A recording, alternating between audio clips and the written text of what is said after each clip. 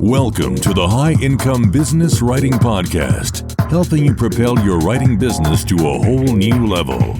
And now, here's your host, Ed Gandia. Hey there, welcome to another episode of the High Income Business Writing Podcast, the number one podcast for business writers and copywriters who want to earn more in less time doing work they love for better clients. With over 1.3 million downloads from listeners just like you across 101 countries. As freelancers, many of us crave the freedom to explore new places without the financial burden that travel can bring. But what if you could fly in luxury without spending a fortune? Well, that's where points travel comes in. And today's guest is a true expert in this game, because it really is a game. Spencer Howard is the mastermind behind Straight to the Points, and he has helped countless people book premium travel with points instead of cash, making dreams of business and first-class travel a reality for so many people. And in this episode, Spencer joins us to share his journey from a political career to building a freelance writing business to becoming eventually a full-time freelancer in the world of points and miles. He's built a whole business around this. As you'll see, he's extremely enthusiastic, very detail-oriented. He really enjoys digging up opportunities and sharing them with his audience. And in this conversation, he dives deep into the strategies that freelancers can use to leverage credit card rewards and optimize points for travel, breaking down complex topics like transferable points and airline-specific credit cards. He also explains how to do this without getting into debt or paying credit card fees that don't make sense. That's very important to me and something I really believe in. There's no point in doing this if it's going to get you in financial trouble. I learned a lot from this conversation. For one, I realized that many of my hangups about points travel were unfounded.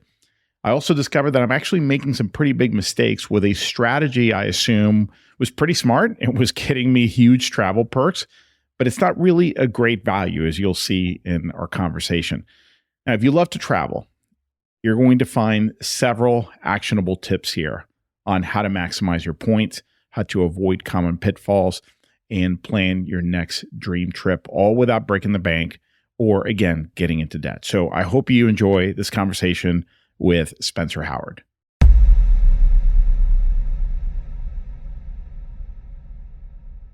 Spencer, welcome. It's great to have you here. Thanks so much for having me. I am very intrigued by today's topic, and it's something that I've definitely taken advantage of. You know, this idea of rewards travel. We're going to kind of get into the weeds with this. But before we do that, why don't you tell us a little bit about yourself, what you do?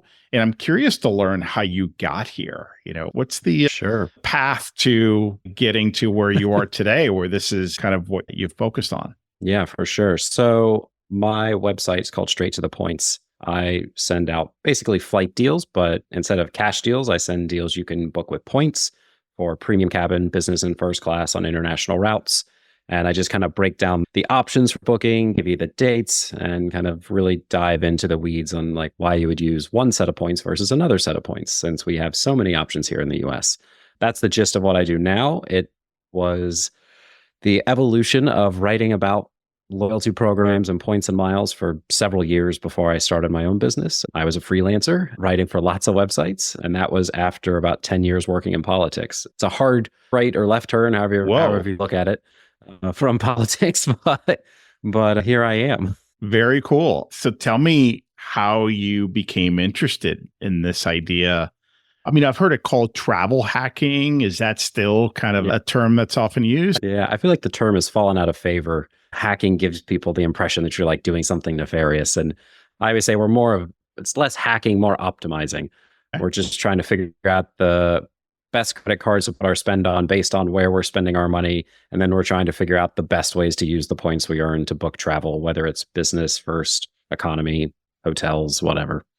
How did you fall into this? Like, what made you interested in this topic?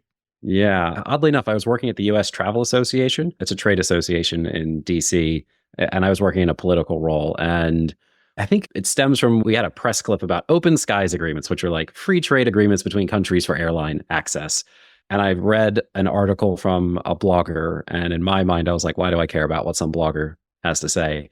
And then I actually read what he said, and I was like, okay, this is interesting. And I looked around his site and started seeing things about like using points to fly. And I was like, wait a minute, I'd like to travel more and maybe not spend all of my spare income on it. So yeah, that was the initial part of it. I knew I wanted to fly in the front of the plane. I'm 6'3". I'm not a small person. I wanted space.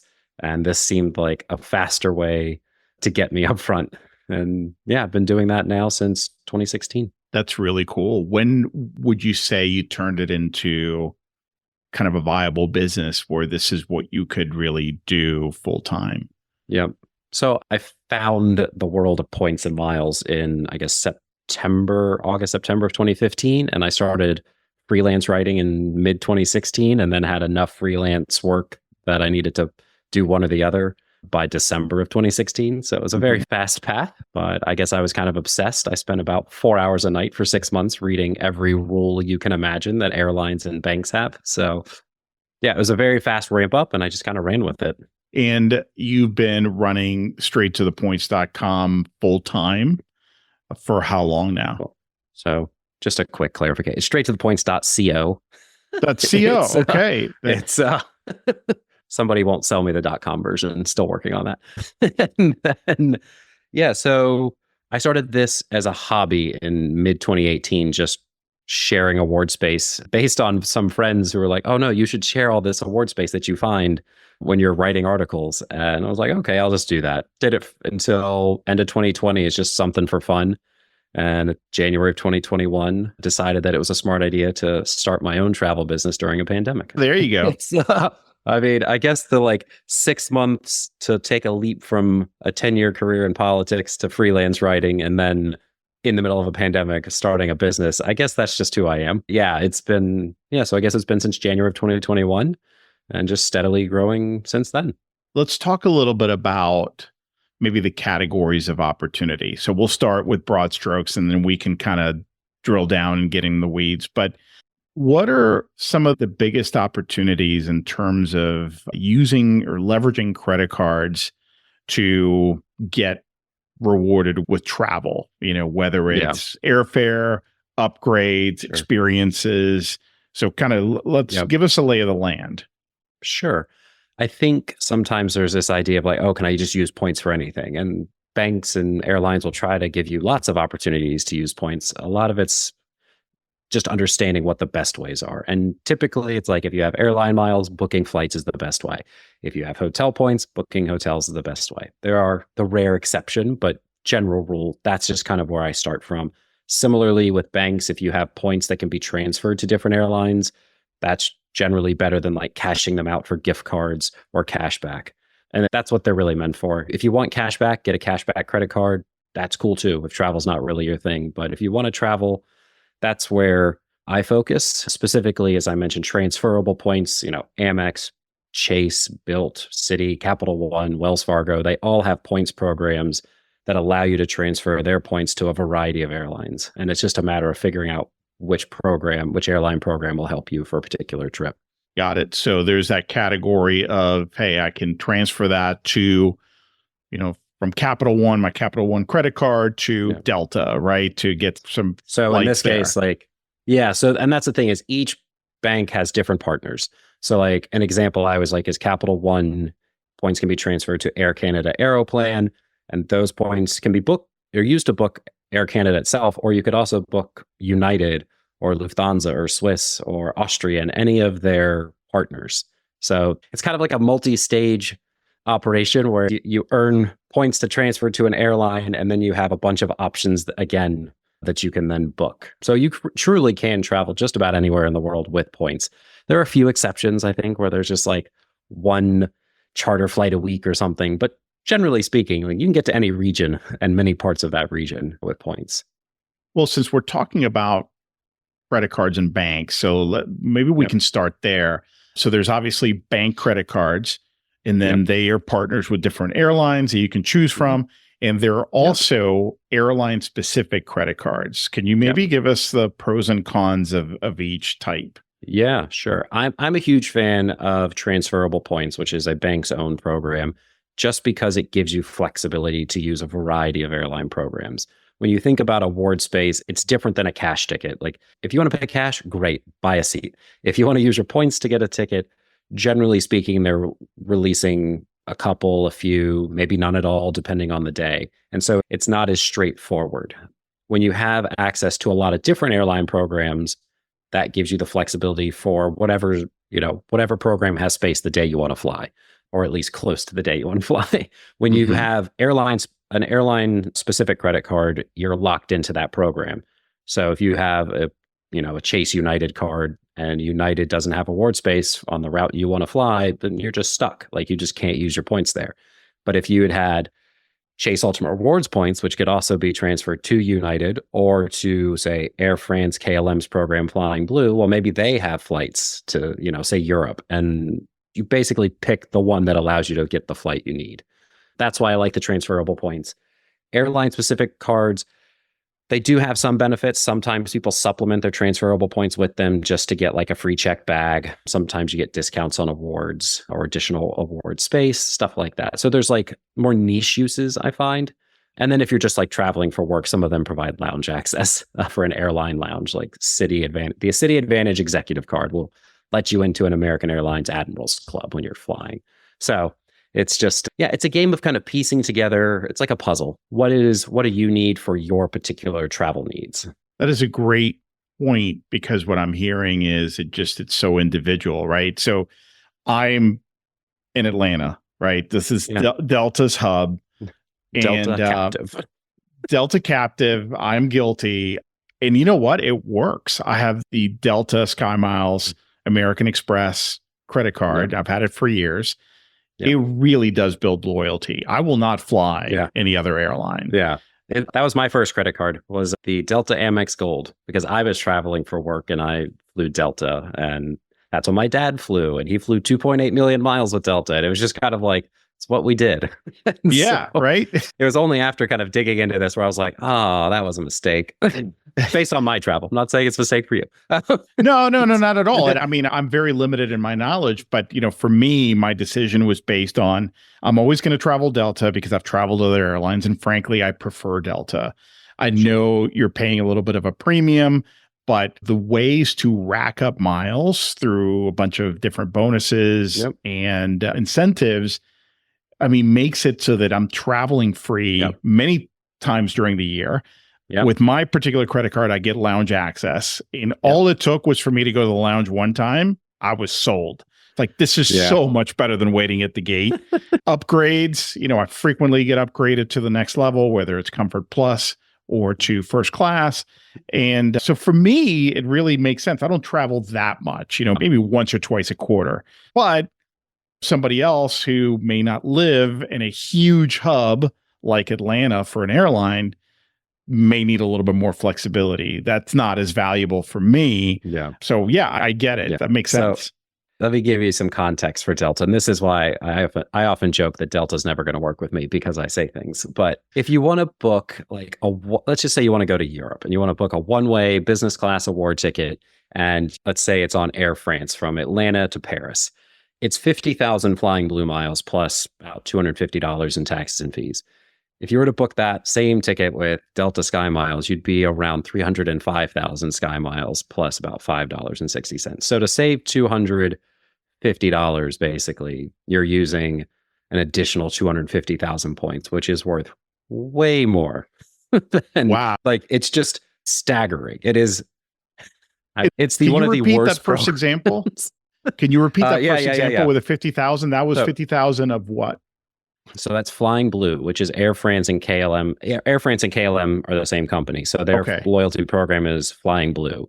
Their award rate for a one-way business class ticket to Europe from the US or vice versa is 50,000 miles. That's what they call saver level, the lowest level you can book. The lowest level you'll find with Delta to fly Air France or KLM or really any of their partners to Europe, it'll be 300,000, 305. So you don't pay you only pay the taxes with Delta on the way out. So it's $5.60. With Flying Blue, it's, $250 when you add in these carrier imposed surcharges. So personally, I'd happily trade $250 instead of, or use $250 instead of 250,000 more points. So it's somebody who has like Amex membership rewards. You can transfer to both Delta and Flying Blue. Just don't transfer to Delta. So, got it. So again, if you travel for work and what you're loyal to a particular airline because you have status and you just, you're with them in and out day to day, like go for it. I'm here for it. If you don't travel and you're not like truly travel for work, like a road warrior, once you get caught up in the loyalty game, you start passing up on better opportunities to get the experience you want. So something to consider. May not work for you, but just in general for everybody else. Sure. No, this is really good. What I'm kind of sensing is that there is a lot of detail here. And maybe this is why you have a whole website dedicated to this. Yeah. And you're constantly, that's why I have a newsletter. Things change, right? You have a newsletter, things are constantly changing, deals are coming up. I want to ask about other misconceptions, common misconceptions you hear when it comes to reward travel. Sure. Yeah, I think the biggest one is that airlines, they brand themselves as having frequent flyer programs. Those days are kind of over. Like, sure, you can earn points by flying, you can earn a lot. But the real game is now with credit cards. It's where you spend. You can get sign-up bonuses, you can use bonus categories with credit cards. And it's just more, I always call them airline programs. It's less about flying a lot. It's more about just using any products that can allow you to earn points. You can use shopping portals, you can link dining programs to earn extra points. Yeah, it's become a much more comprehensive world than just having a frequent flyer. Some people don't like that. I think some road warriors miss the good old days, as they say, when it's like you flew 1 mile, you earn 1 mile. Now it's sometimes you fly 1 mile and you earn 25% of the distance flown or something. Or you just, I think with Delta, you earn a set number of sky miles based on the dollars you've spent. So it's very much about how much do you spend now, regardless of whether it's credit cards or flying. Interesting. I did not know that. What other big ones come up when you talk to people? It's bad to have a lot of credit cards.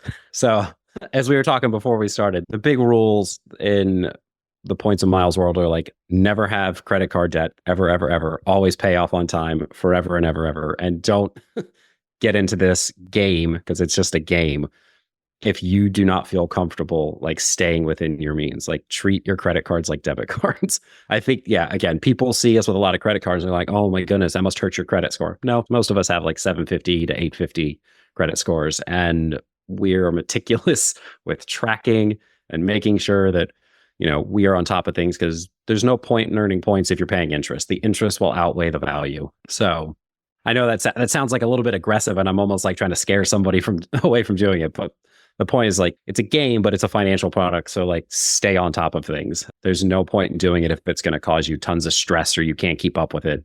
Anyway, sorry, that was like that's a teacher. That's like a teacher scolding everybody. That's not what I mean, but it's just a good frame of reference. And I do think a lot of people think we're reckless just because they aren't used to credit cards. Like most people don't have 20 credit cards. I have 20 credit cards, but I always pay on time.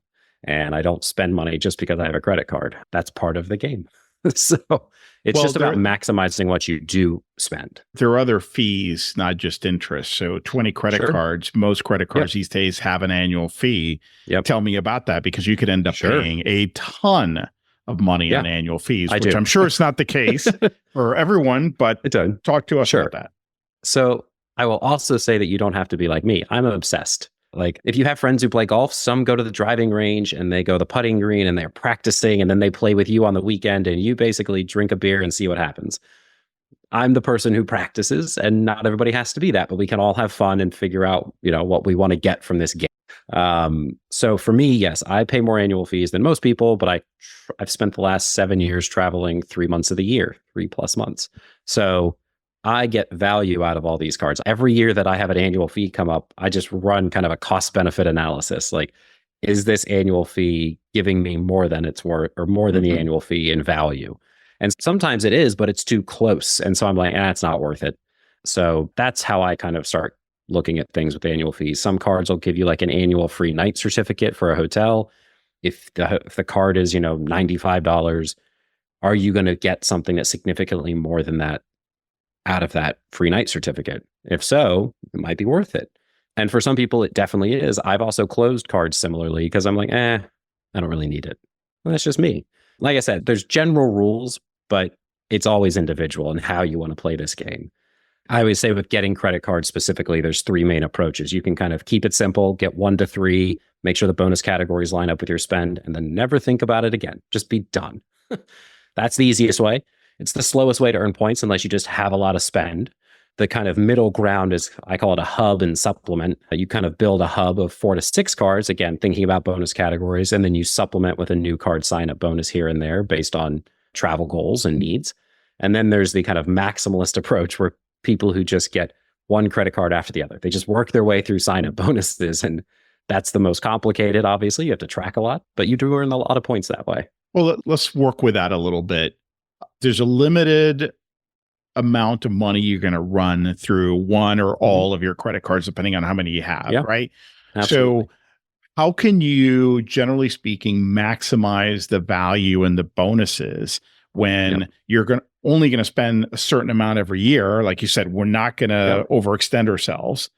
And if you abandon one to now kind of take care of the other so you can really get the value from it, are you not cheating yourself out of the bonuses or the potential value of the one you abandoned? Yeah. So you'll never earn points faster than when you get a sign-up bonus is the general concept. So a lot of these cards, it's like, earn 75,000 points if you spend $4,000 in 3 months.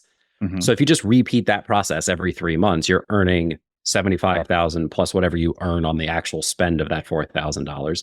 So you're at bare minimum coming out with 79, 80,000 points every 4 months, or 3 months, excuse me. If you were to not get another new credit card and you just kept spending on the card you had, you're going to be earning anywhere from 1 to say 4 points per dollar, which is great, but it's not the ratio. Like if you think about 75,000 points for $4,000 in spend, you're earning significantly more that way, which is why people like sign-up bonuses. So if you're somebody who's like good at keeping a spreadsheet, or there's some apps that'll help you keep track of things, you can just kind of work your way through. I think a lot of people, what they end up doing, some people get excited and go for a bunch of cards at the beginning, and then they come back to as they find keepers, the cards that make sense for their spend and travel habits. Like you have lounge access with your card. Some people decide that's a priority. So they're like, I'm keeping this card based on the airports I fly out of. I want to make sure I have lounge there. Other people don't care about it, so they may close a card that has lounge access. The biggest thing for our purposes is we keep the oldest card open to maintain your average age of accounts, helps your credit score.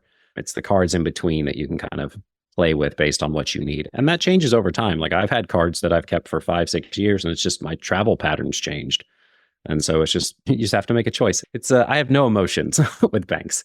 It's just running numbers for me. It's a utility. Yeah. And it's a tool. Truly, it is a tool. And points are a currency just like cash. You figure out where it makes sense to put them. Tell me about the impact to your credit, not in terms of having multiple cards, but if you're going to follow a similar strategy where every 3 to 6 months you're applying for a new one for the sign-up bonuses, you get ding for a credit inquiry. Is a ding not big enough that it's a kind of something to take into account? Yeah. That's generally what I've noticed in the last, 8 years that I've been doing this, is like you're going to get a small hit when you do the application. And then within a few months, it comes back, it bounces back. And then a lot of times people find that, especially when they're newer to credit, as they get more credit line, their credit score actually improves because their utilization rate drops. More credit available, but you're still spending the same amount of money. And so the percentage of your credit being used is lower. Which is good. Which is good. Yeah, they like that. I don't make the rules. I think the way that scores are calculated is kind of silly, but it's just, again, I don't make the rules. I'm just playing within the game that they have created. And so, so I'm not too worried about the credit score aspect or impact, but that's also because I don't think people should be doing this unless they have a credit score that's we'll say 700 and above, maybe even 720. I think most people I know are 750 and above, because then a small hit doesn't really impact you. That's how I look at it. Let's talk about award travel with airlines that maybe you haven't flown before or you're not very familiar with. One of my concerns is that, again, this is coming from a Delta guy, right? So that's all I know. Yeah. I just know Delta. Sure. I used to be that. So you'll know where I'm coming from. I worry that, okay, so I got these points because I got this other credit card and I got all these bonus points for signing up. I'm worried that if I now book this flight with United, I don't know what class or category this fare is. Am I going to be, kind of last in line? Is this a cancelable fare? There's all these horror stories of people who, whatever, they just get canceled. No, we just decided to cancel you because we have other people with higher status. They don't tell you this, but maybe these are misconceptions. What would you say to somebody like me who worries about that? Yeah, I think the unknown is always scary. So I don't judge anybody for being unsure about it. I think when you just look at the experience, I think there are Delta flyers specifically who feel like it's a better experience than United and American, but they also haven't flown on international carriers from other countries. And so they quickly change their minds when they see something like Singapore Airlines or Japan Airlines. And all of a sudden they're like, wait a minute, Delta's good, but is it that This good? is better. No, and by the way, I'm not saying from a standpoint of a Delta flyer. I'm just saying for someone who doesn't know United, doesn't know KLM. Sure. Yeah. So the general gist of it is like you're going to find like economy. Some airlines have premium economy. You're going to have business class, and then a few airlines have international first class. Just because things are confusing in the airline world, domestic first class is very different than international first class. Like domestic, you have this little recliner. It's a little bigger. That's basically premium economy on an international flight in most cases. So when I think about business class, we're talking about a lie flat seat. You have a bed, and lounge access on international flights. And then international first class is like lie flat seat, but much bigger and like very few people in the cabin. It's like one step away from private. So I think once you kind of understand those classes of service, you kind of know what you're getting into. They're not just going to randomly cancel your flight. If they oversell, which does happen, or there's a cancellation of a flight and they have to put people on flights, like sometimes award tickets can run into some issues. I've had that happen where like I was the bottom of the totem pole, like, they oversold the flight, but then you just have to ask them to like reaccommodate you. So in my case, I just asked to be put on a later flight. Sometimes is that the only time? I think I've had it one other time. And it was just like, oh, can I just connect? I got there at the same time. Like, it's just, the more you learn about travel, obviously, the easier that becomes. I understand why that's very anxiety inducing for people, but I've also seen it happen on cash tickets. Like it happens. Like sometimes you get bumped. And in my case, sometimes I'm like happy to get bumped when they're offering me $1,000 in credit for future flights. And I'm like, oh, I don't need to be there at 2 p.m. I can get there at 6 p.m. Sure. Like, pay for my next flight. Well, by the way, so a little bit of context, I got kids, right? So this came up a couple of years ago. I was looking at different ideas for summer vacations, and one of them was to fly us all to Iceland. And I forget what the airline is that flies the Icelandic airline. Oh, Iceland Air? Well, okay. So Iceland Air. I thought. Very specific, yeah. So two things. I don't know it, obviously. But when I went to compare, I think I was looking at award travel as well because I had points with another credit card. But when I went to look at the cash option, there were like 6 different categories. Oh, sure. Yeah. Like because it wasn't just where on the plane, but it was also the level of economy and what that included. It just became really, really overwhelming fast. I think airlines and Delta's actually done this as well, where they just they break out fares. So it just used to be economy. Now it's basic economy, main cabin, comfort plus, and yes, and that's all within economy. And so I think not every airline, I guess, but a lot of airlines have gone that direction where they have unbundled things. So it's like, do you get a check bag or don't you get a check bag? Do you get a seat? Do you get to select your seat or don't you get to select your seat? And it's become pretty standard. And I think you'll see similar things across airlines. Generally, they're pretty good about breaking out what is included. I will say that I've run into things where actually Air France actually listed what's included incorrectly. And it was just kind of a known glitch, which is so, and it was like, you don't get a seat selection. And I was like, yes, I do. It's a business class ticket. I get a seat selection. It's just, But if you're, again, I definitely have moments, and friends and I talk about this, like when we run into issues that we have to deal with, we look at that and go, man, if you don't travel just like a crazy amount, this would be so stressful. Like, I understand why people lose their minds at the airport because they're not used to it. They don't know what's going on. It's all new for them. But again, it's not as bad as I think people fear. It's more just knowing how to go through the steps, knowing that if you're canceled and you say you have your Delta, you on the app, you can just rebook your flight on the app. You don't have to go to somebody necessarily. If the app doesn't show your flight that you want to be moved on to, of course you can. You can go talk to somebody, but generally they're pretty good about it. So it's more about learning to use the tools that you have in front of you. Most airlines, I can't even think of an airline that doesn't have an app right now, especially that you're going to fly with points. So yeah, I get the anxiety. I think the differences between the carriers aren't big enough to to make you not book something. There are a few airlines for me, if it's just like experience wise, that I might choose to skip. But other than that, yeah. Well, I think it boils down to a fear of gotchas. It sounds too good to be true that, fair. And then, now I see what the catch is. Now you have to understand somebody with a family, and my kids are not young anymore, but you don't have if you booked this summer trip for your whole family and you got young kids and you are now award travel and you get bumped off, that could be really stressful for a number of reasons. I very rarely see that. I also think that the number of people I've heard from who like book their first points ticket and they're like, I just didn't think they were going to let me board.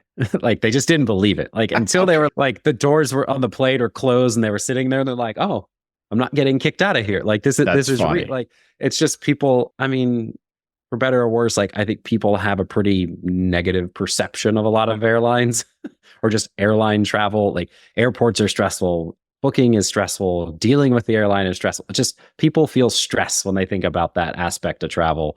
So I think they're just waiting, like you said, for the other shoe to drop. Like something must be wrong, especially when, somebody books a business class ticket to Europe or Asia or Australia. And they're like, there's no way they're letting me on this plane.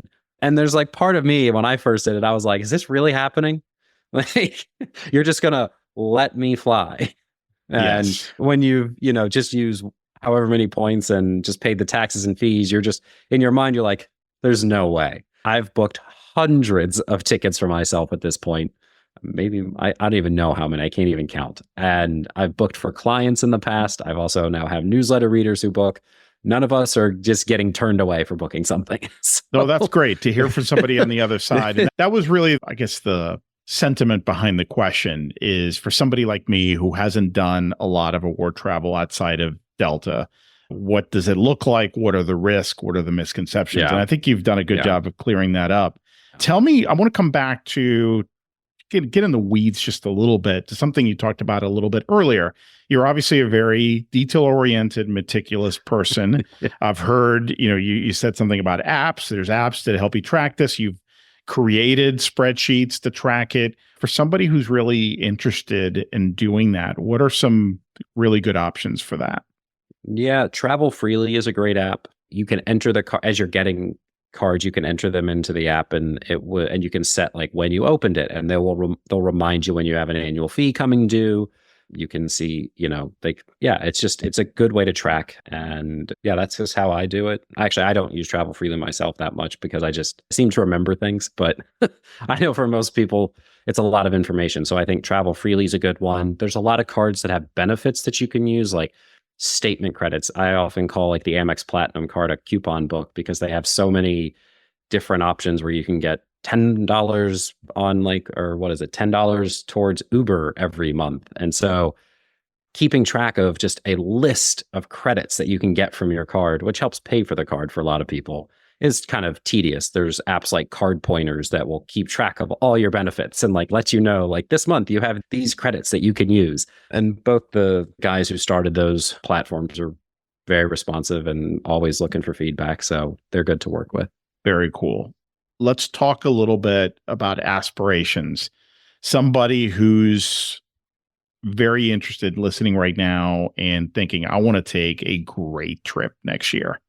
What are things they could start doing now to focus on making that dream a reality? Yeah. You got a few months to plan, figure this out. What would be your suggested strategy? Yeah. So it's kind of like earn early and book early. So I would just be earning points. Start now, get into it. But booking is interesting. So a lot of times you'll see award space open up, 11 months out. I know not everybody can book that far out.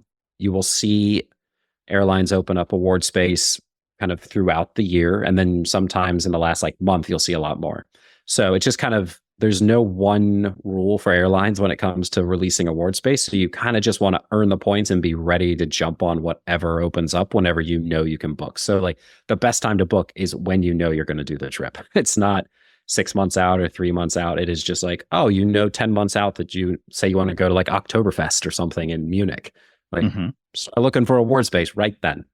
That's that. If you have the points, do it. If you don't have the points even, but you're going to have them, start getting ideas of what you can do. There's no point in waiting. And a little bit different with booking award travels. We often book one-way award tickets, especially for international trips. That can be just as good as a round trip. I think it's a bit different than cash tickets. If you try to book a cash ticket to Europe, especially business class, and it's one way, that price could be more than the round trip ticket. Award travel, it's typically the one way is half of the round trip. It's not for every airline. It's not always the case, but the vast majority of the time. That allows you to kind of pair using different programs for one way versus the other. So you could use United miles to fly to Europe and then Flying Blue miles to fly back. It doesn't matter. But if you try to do that with a cash ticket, you could just spend insane amounts of money. Interesting. Yeah, so it's a little different approach. But again, it's just start earning points and then be ready to book when you have them. Yeah, there's no sense waiting just to wait. I will say that it's often, I have a quick start guide on my site. It just kind of gives an overview of how to get started in this. And I think context helps.